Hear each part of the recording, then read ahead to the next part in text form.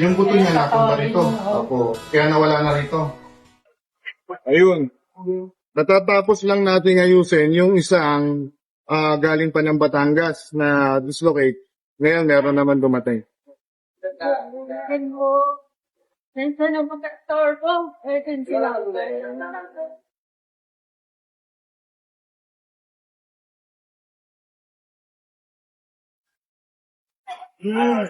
Wala po. Ito na. Patapos na, ito nga po ko eh, o yan. Kali na ba kayo dito? No, isang bet. Matagal na ako. Tagal na. Ito naman po ko, deposo ko. Ayusin mo na ito kapo mo. Gusto ko na akong ganito, ninyo to. Hindi na po namin. Hindi mo na kaya. Tuli ka na ba? Very good.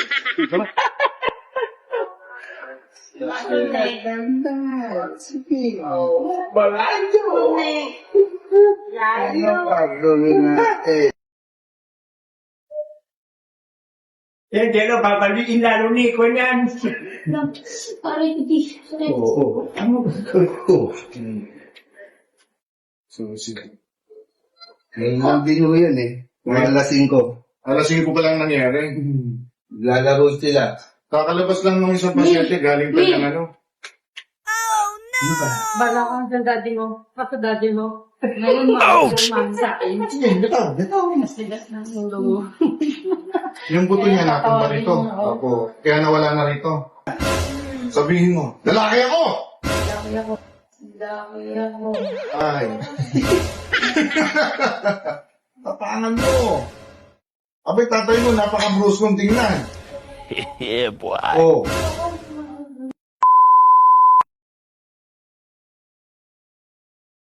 Saan bumabalik? Yan. Okay. Oh my God! Wow! Saan bumabalik? Yan.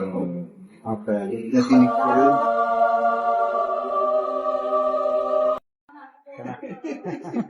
Followers kayo? Yes, boss. Ano magic word? Alimutan ko. Ay, nilabis ako eh. Congratulations. Congratulations. Ayun, congratulations.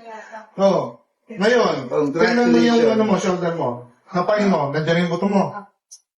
Nasaktan ka ba sa ginawa ko? Hindi. Ilan taon ka na eh? 13 anyos. Tuloy na ha.